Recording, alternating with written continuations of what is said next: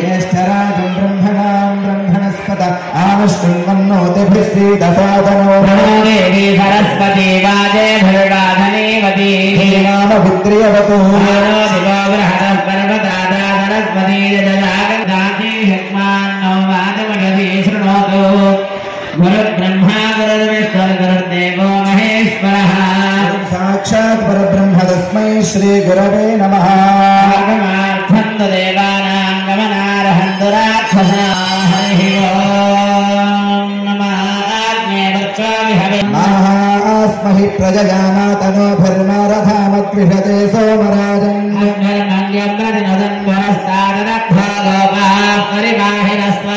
किञ्चो यन्तु निगतः पुनस्ते महिषां चित् हरे हरे राम राम हरे हरे कृष्ण कृष्ण राम हरे राम బడసిని బహరుడు ఎవరు?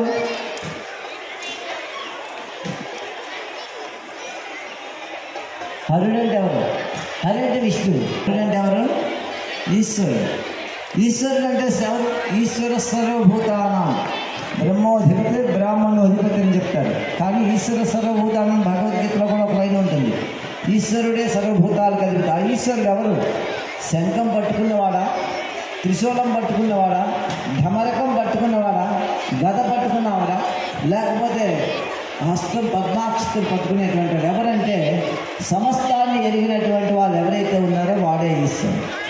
వాడు శివుడా, అతను ఈశ్వరుడా, లేకపోతే విష్ణువు అనేటువంటిది లేదు. విష్ణువు అంటే సర్వవ్యాపకుడని మనం అర్థం చేసుకుంటాం. అర్థమైందా?